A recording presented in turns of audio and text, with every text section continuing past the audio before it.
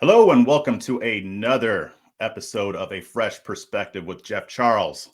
With your host, Jeff Charles, where we prefer truth over narrative and principles over personalities. I got another fire guest for you today. But before I get into that, please like, share, and subscribe. Like this video, share this video, and if you haven't already, subscribe to my channel.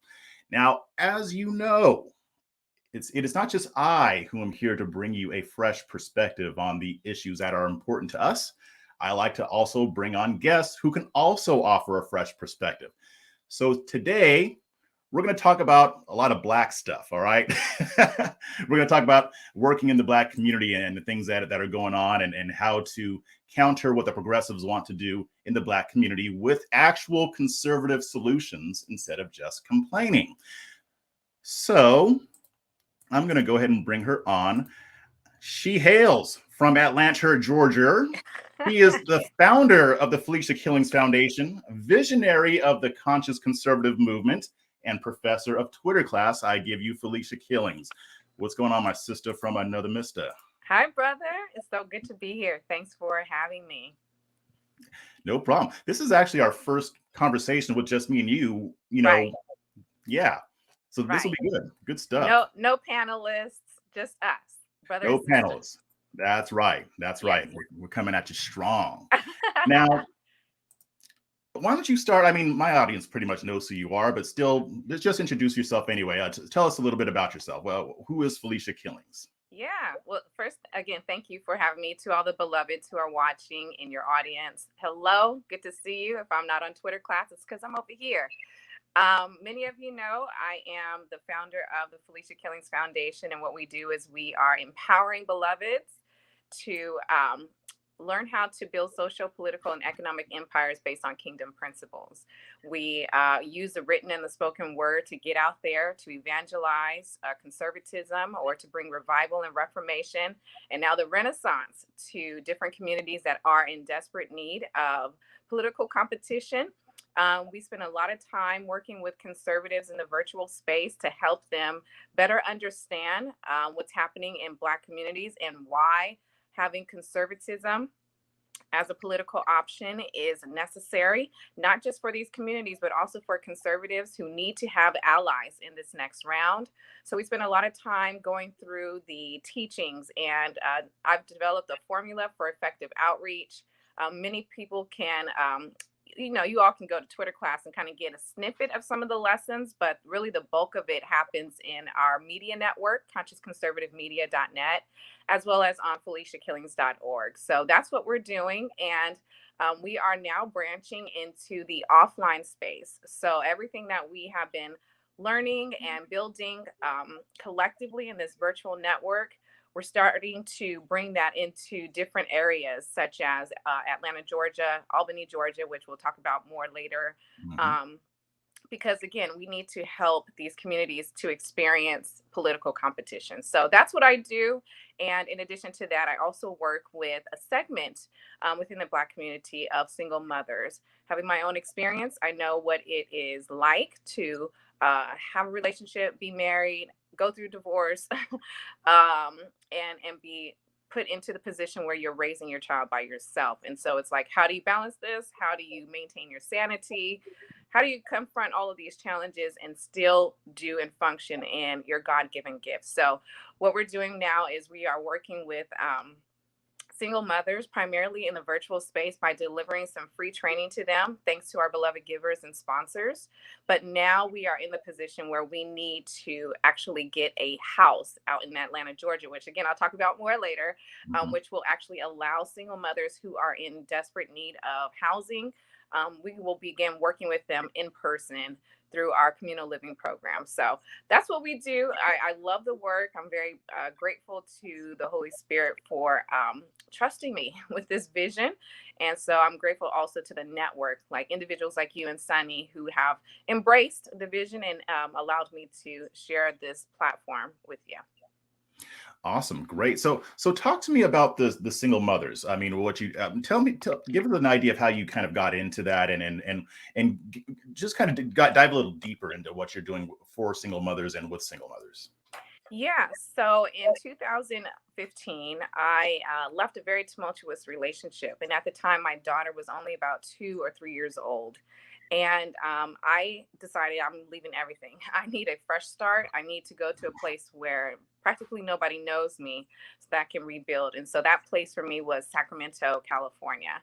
And for those who don't know, I am a California resident. That's my native home, but we moved to Atlanta, Georgia in January 2020. So that's how the Killingsville basically is going to emerge into that area. But getting back, I began to explore different options in terms of how I can provide a safe environment for me and my child. But because I had such limited resources, I needed to think differently. And so during that time, because my situation was so dire, I actually started using government assistance out here to help with food and housing a little bit. But the problem is that when you try and use government assistance to get housing, for example, there's this huge wait list. I mean, you can be waiting 1 year, 2 years just to get something, but you need something immediately, right? A single mom with a child does not need to wait a whole year to get housing. And so I thought of, and I can only attest to the Holy Spirit's creativity. I was like, I bet if I can just rent a room in a very nice house for a certain amount of money per month, I bet I can just really thrive. And that's actually what I did. And so I put an ad on Craigslist. I said, hey, I have about $500, $600.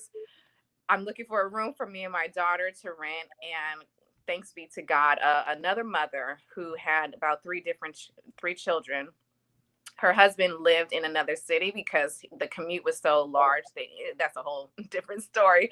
But anyways, it was just her and her children. And so she was like, hey, I have 2 bedrooms that you can rent. It's a private quarters over here. It's just $600 a month. Now, $600 a month in Sacramento today is like unheard of, but back then it worked very well for me. And so I was able to start what I consider to be a communal living environment where I was surrounded by other mothers and their children who were basically just enjoying life in the suburbs. This was a new area out in Elk Grove, California, and they were just so supportive. And so because it was a new development, there were different families who were coming in and they were living there. I was so blessed because one of the mothers and her family, who was a part of my father's ministry for so many years, ended up moving in that same development. She was only 5 houses down from me. So I started to build this community that comprised of other moms who some were married and others weren't. Mm-hmm. But we were able to just be a support to one another. So if I needed someone to babysit, I didn't have to go searching around. The community had me, right? The community of these women had me. I started to build my online business during that time because oftentimes when single moms are they stress so much about all the things that they have to figure out, like housing and paying bills and whatnot. When those stressors, I guess you can say, are removed, then they begin to think in a more thriving mindset. And so that's what happened with me. I started building my online business. I started freelancing from home, which allowed me to homeschool my daughter, which was a top priority for me. Many folks know I'm an educator. I have a few degrees. So it was important for me to deliver that great education to her exclusively. And so I just started to thrive. And I noticed that it came as a result of me practicing communal living. Even though it wasn't formal in Sacramento, it was just something that I started to pay attention to. And I was like, I bet if there is a system where women or single mothers knew like they could just easily go to the internet and apply for a program, something like this, they would be blessed. And the benefit about working together, especially for women, because we kind of need that sisterhood, that communal support. It's very different for men, and I understand that, but we need the sisterhood at times because we understand a lot more, right? When it comes to child rearing and all the emotions that come about with that. So, and you need a space where you can complain about Black men too, right? I love Black men. I love them. So absolutely no complaints. I don't allow that in the program.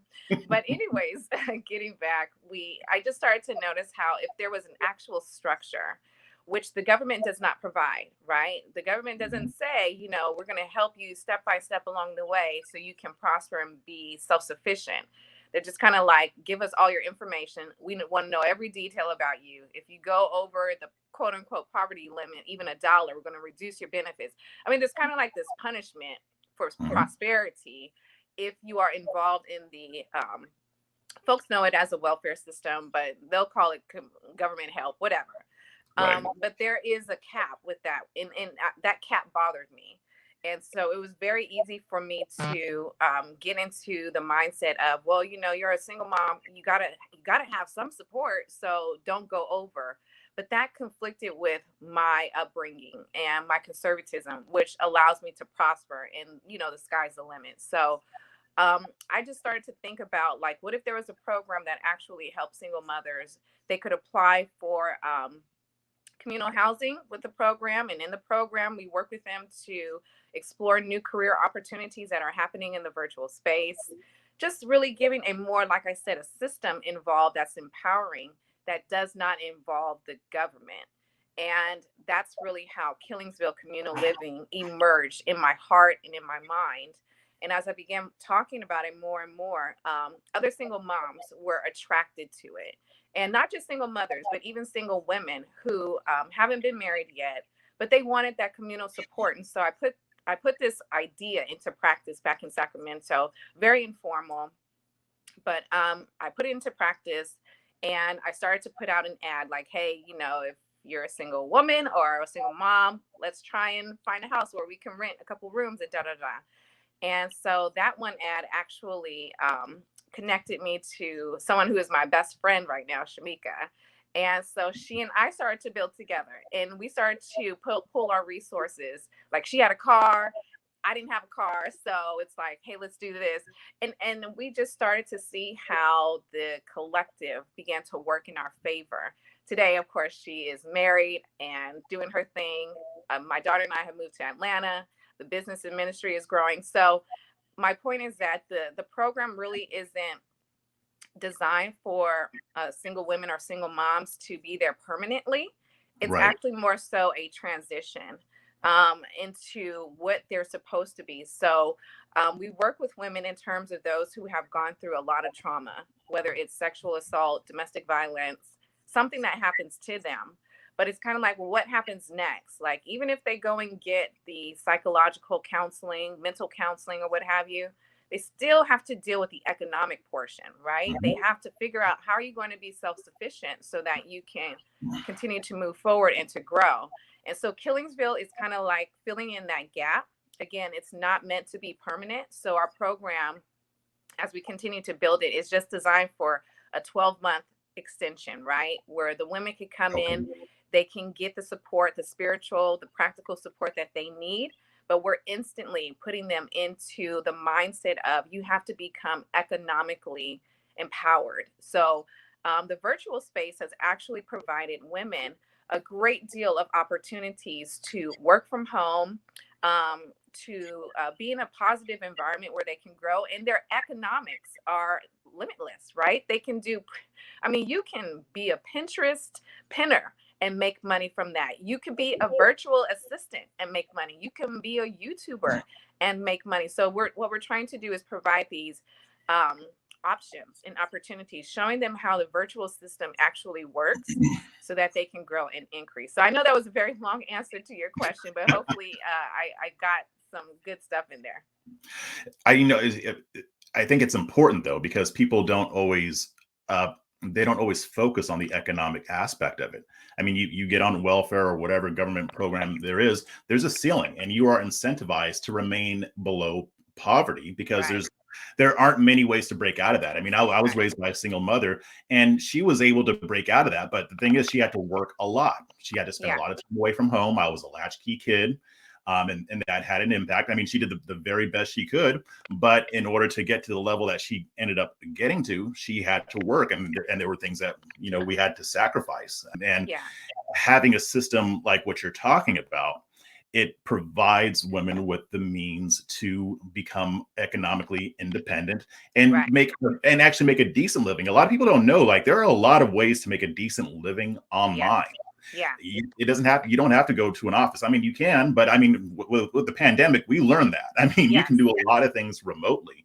And for a single mother, I would think that that would be an excellent solution where she doesn't have to sacrifice time with her kids or child or however many children they have. Right. So, I mean, I'm actually kind of surprised that something like this hasn't been done before. But I mean, right now it is just the government.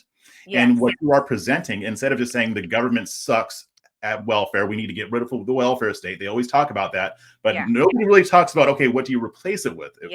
What conservative solutions do you replace it with? This is a free market idea that you're presenting right here. Yeah. And again, it came out of my own experience. And I just started to test it out. I was like, let's see if this is just me. And in truth, it actually began to work. And so, like I said, my best friend, I met her through Craigslist just from pushing this idea into the atmosphere. And in Georgia right now, there are a couple of single mothers who are waiting for us to open our first communal living house, which is why we are pushing hard to reach our final goal of raising $50,000, which, I could talk about more later, but that's what we're doing. The need and the demand is there because it's unique, it's creative. And I'll add this, I'm not telling the moms or the single moms not to use government assistance. I don't feel like I have to preach that message per se. What I am saying is use the resources that you have, but to your benefit. Don't let the government system and how it functions cause you to suppress your brilliance or to suppress your creativity or to suppress your economic potential, right? Because that is pretty much what it's designed to do. Again, the second you go over that cap, it's like, boom, all your benefits are going to be cut. And so that can trigger fear and anxiety for a single mother. And they know that, right? They know that it triggers that. And so as such, they will remain in that predicament. But if folks know, like, hey, there's actually a program called Killingsville Communal Living where you can apply, and the idea is to get it not just in Atlanta, but in different parts of the country, and to get even other individuals to participate in the program by allowing their houses to have, rooms to rent out specifically for the clients that we would get. My point is that this becomes a better option for individuals. And then this proves to individuals like conservatives that we can come up with these solutions. They can be based in our values. And this can provide, again, different options for residents and for individuals in our society who absolutely need help. We cannot let progressivism be the only option. And I think that's pretty much my main message. This cannot be the only option whatsoever. So I'm grateful to the progress that we're making so far. Yeah, and it's important. I mean, if we're going to counter the progressive or Marxist ideology, we have to have something else. So this is great. Now, can you talk to me a little bit about I know you don't have the communal living yet because that's what you're working towards, but you do have your virtual trainings. Can you talk to me about how some of the women have benefited from that? Can you give us some stories? Yeah. So far since 2020, June 2020, we actually started this grocery blessing, right? And a couple of mothers had reached out to me on Twitter, and they were like, Felecia, can you help me do da da da da da? And I don't know if folks just think I'm rolling in dough because I have a large following. I don't know. You're balling. And I just said, I can't donate to that. But what I can do is ask beloveds to help you take care of groceries for a week or 2 weeks. And so in June 2020, I started that campaign. And since that time, I think we've blessed about 15 to 16 single mothers just with extra funds for groceries. And some of the mothers have received more of the blessing than others, depending upon the need that they have. One of our mothers, her name is Amberly, and many beloveds know I've talked about her a little bit on Twitter class, but when we first met her, she had given birth to a preemie, and her baby was in the NICU for such a long time. And so beloveds really came through and just donated to her. We were able to bless her with groceries, like I mentioned. We've also helped her in terms of spiritual and mental counseling, and we're working with her in terms of getting her idea for a business set up. So in that case, Amberly, she needed a lot more than someone who just like the other mother, her name was Tasha, who just needed a grocery blessing and then advice, or I shouldn't say advice, but spiritual help, if you can say, Right. in terms of finding a home. And I remember one time Tasha had said to me on Twitter, she tagged me, like, these folks are bold. She tagged me Yeah, I and remember said, that actually. Coach, yeah, she said, Coach, can you donate to my house fund or something like that? And I said, I can't do that, but I can tell you this, whatever the Holy Spirit tells you to do tonight, seek him. Whatever he tells you to do it. Whatever she did, whatever was given to her, 2 weeks later, she contacted me and said she got the house. So it's like we're able to provide that, like I said, the spiritual and the practical development, depending on what each single mother needs. Again, not every mom is going to actually need the communal living house. Right. Sometimes they just need, someone to chat with them for about an hour a week.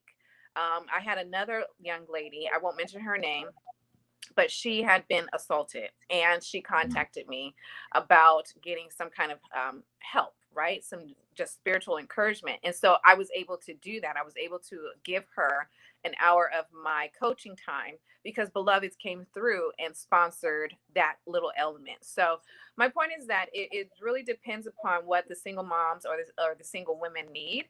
And then we just kind of go from there. And even as I'm working with these women, I'm also figuring out, okay, what's going to be the best system to make this thing, to scale it, if you will. So again, that it's not just in, not Antioch, sorry, but in Atlanta, but in other parts of the country. And this thing is working, like I said, because we have the virtual space, because we're able to contact people and they're able to contact us without having to drive anywhere. It's like, no, let's hop on a Zoom or let's do a phone call or something like Mhm. that. So anyways, it has been a tremendous blessing. And again, we've launched, it's called My Beloved Women's Ministry. It's a virtual ministry. And what we do over there is we talk about the entirety of a woman: spirit, soul, body, finances, just encouraging them in various ways, but not just doing the motivational portion, because that's cute, right? That's fine, Yep. but not until they start to put forth the practical application.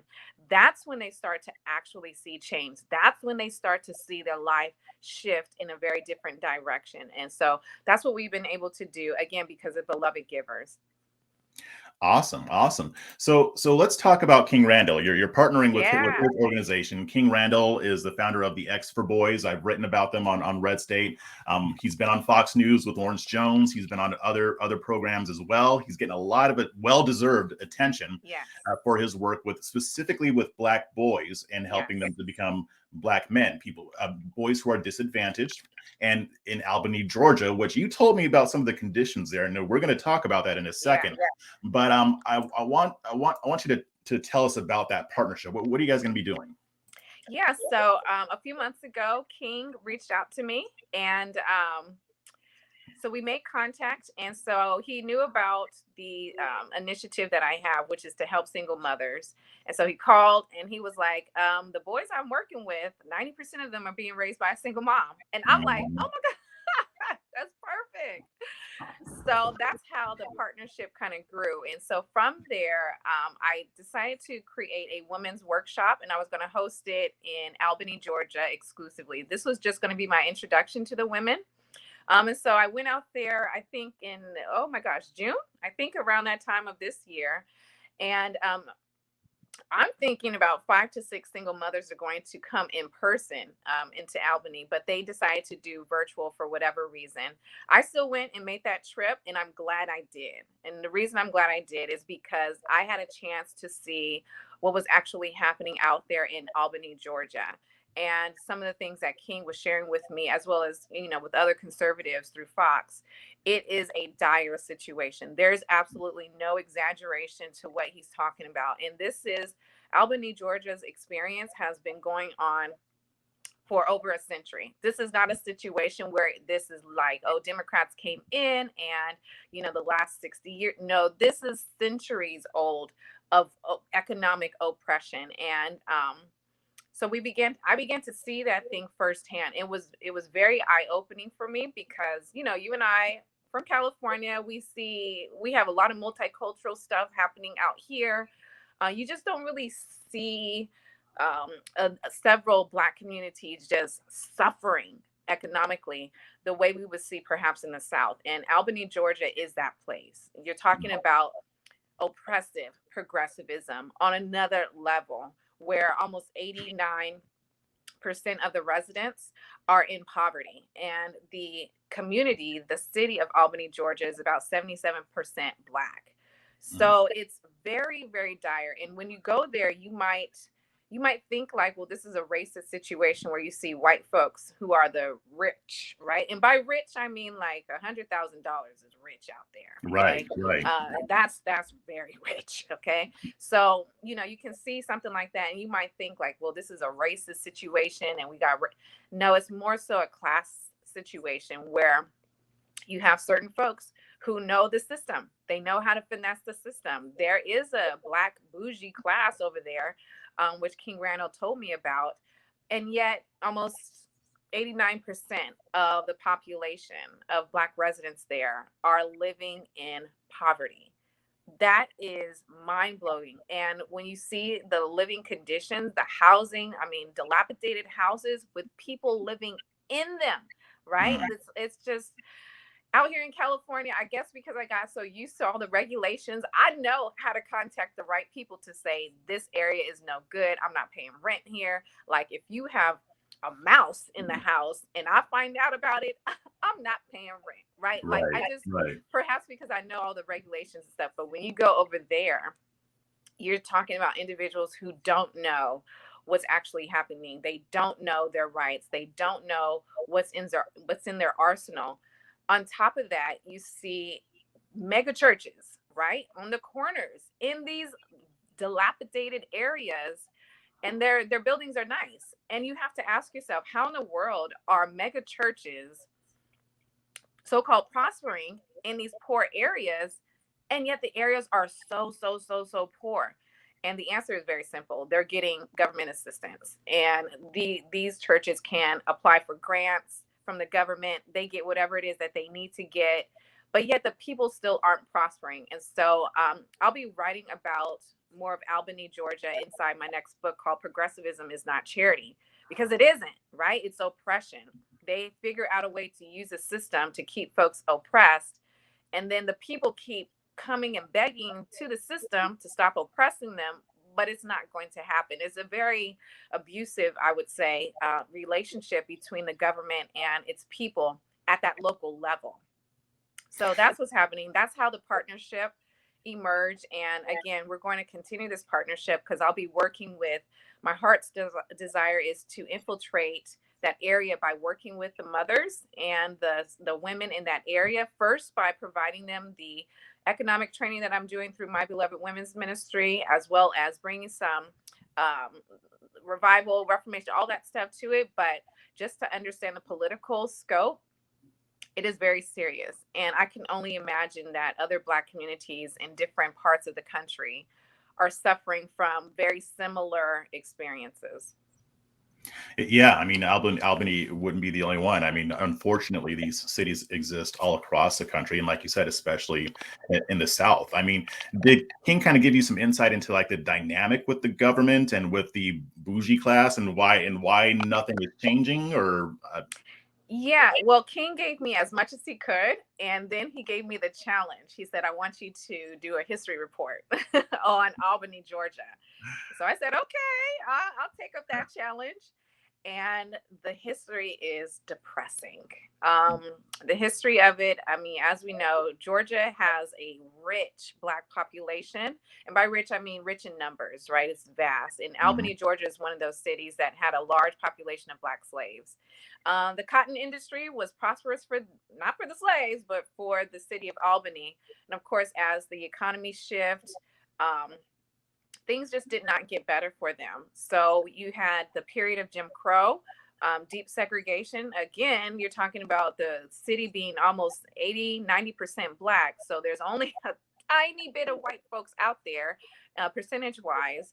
And yet they were in control of everything, the whole local government, So you do have a case for racism in that element during that time period. However, as you started to see the civil rights movement come into play with Dr. King and others, ironically, Dr. King wasn't able to make any progress in Albany, Georgia. And it's one of those conundrums that I'm kind of having right now. Like, how is that even possible? This is Dr. King, right? You know, Right, how right. did he not make progress? And I was asking him and asking King Randall and some of the others. They were going back to the mindset of the people in the community. And I will say this, when you have almost 90% of the entire city in abject poverty, there is a mindset Sure. situation happening. This is not, like I said, it's not just the government's fault. I'm not the type to be like, point the finger at them, but there is a mindset thing. And that's why I'm pretty upset with a lot of the mega church leaders out there, Right, because you right. guys should have been teaching the people how to prosper. You should have been teaching them how to excel. The mindset shift should have happened well before the civil rights movement came about. So anyways, getting back, folks during the civil rights era, even folks like W.E.B. Du Bois, they came down there to look at the surroundings, and the same issues that we see happening today were happening back during that time.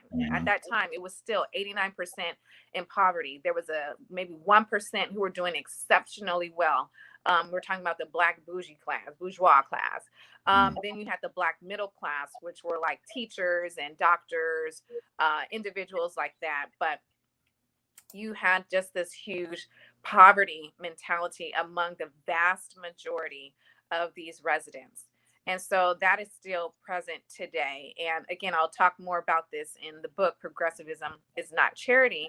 But it Mhm. just shows you what happens when there isn't either a competing ideology present, or if the people of God, the church, the community leaders, if you will, aren't doing what they're supposed to do, which is to teach the people how to prosper. One of the things I love about Jesus and his teachings was one of his messages included the poor, have the good news preached to them, right? He Mhm. didn't say the poor had handouts given to them. It was the poor had the good news. So where's that good news being preached at to these individuals in Albany, Georgia? Where's that good message that would cause them to think very differently about their situation?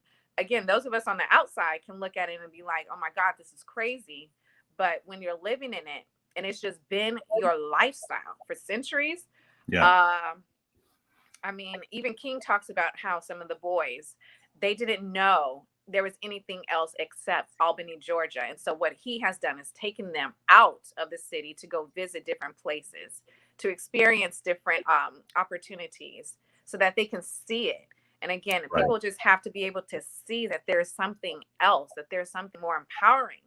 And once they see it, they're going to crave it. And I think that's when they're going to start putting their foot on their local government. I think that's when they're going to start um, pushing back the way that they should. Instead of going to their government to beg them for whatever, it's more like, no, you do right, or we're going to just bring in another machine, perhaps. I don't know how it will look, but ideally, Mhm. that's what we want to see.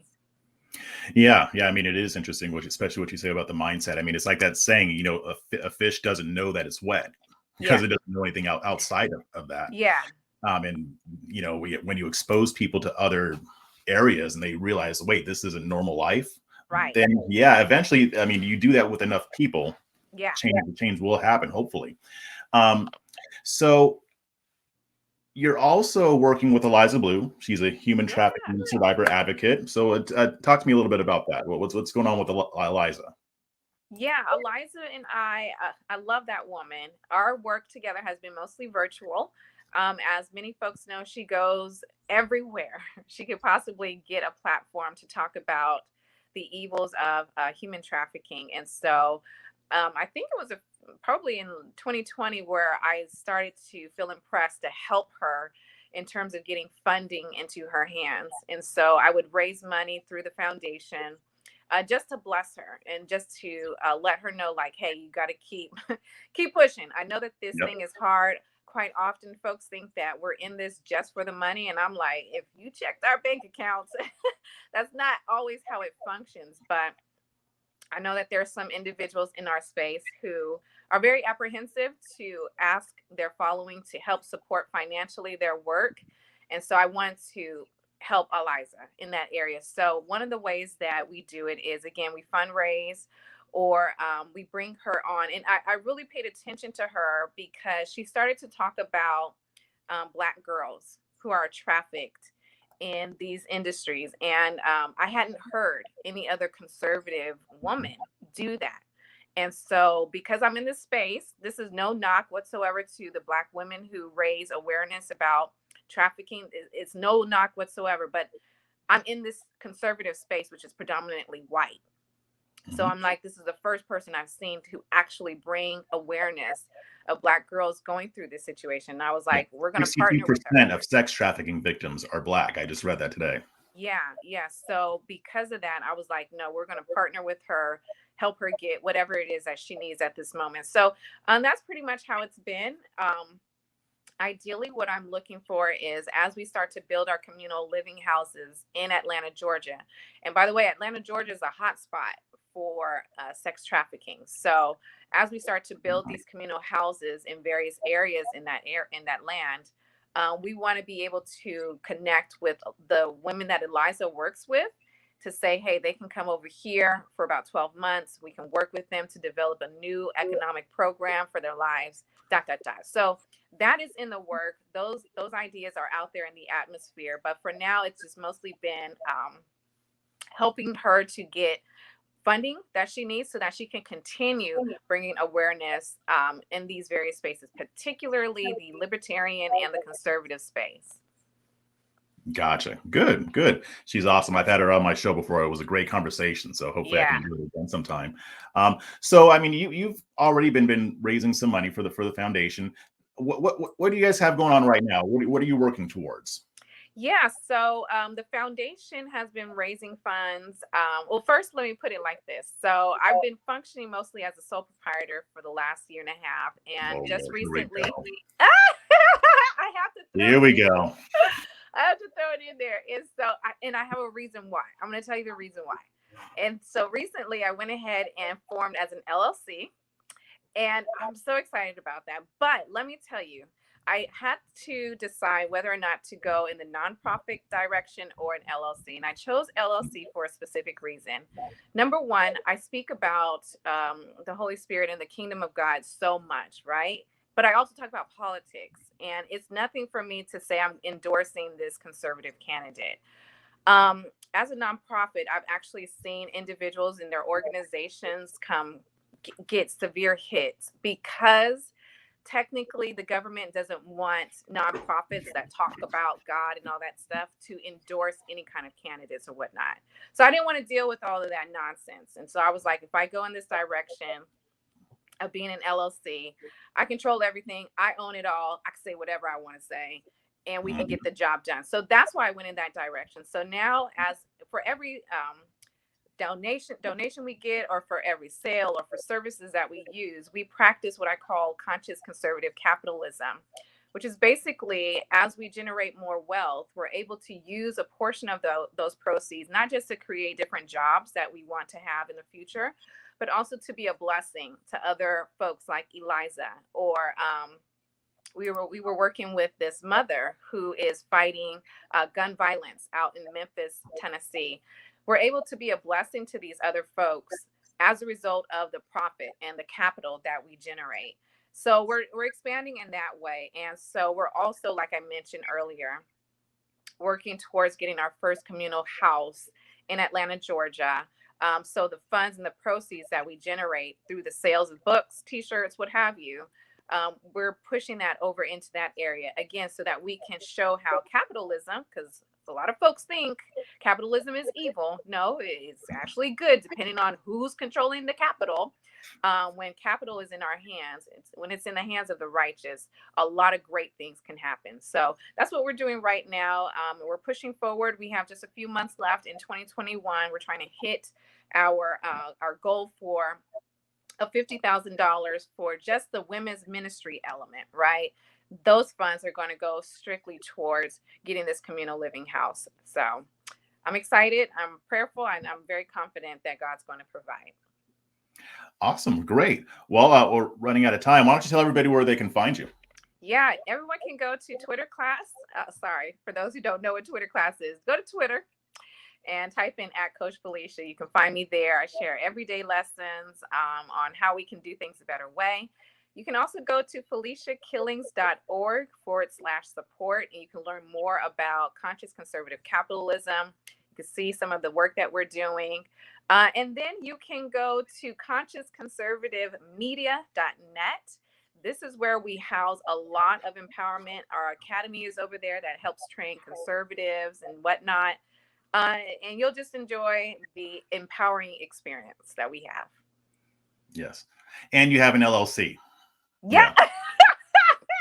Yeah, guys, I'm speaking directly to you. Yeah, she thinks she's hot stuff. Ever since she got that LLC, she's been treating me wrong. She's been all kinds of bougie about it. It's been bad. So one day maybe when I get an LLC, I'll be on her level. But until then, she kind of treats me like I'm a peasant. So I'm just letting you guys know. Well, brother, hurry up already. Okay, hurry up and get your LLC. I'll think about it. Okay. But anyway, thanks for joining me. Yes. This has been awesome, and we'll do it again. Thank you so much, brother. Talk to you later. All right.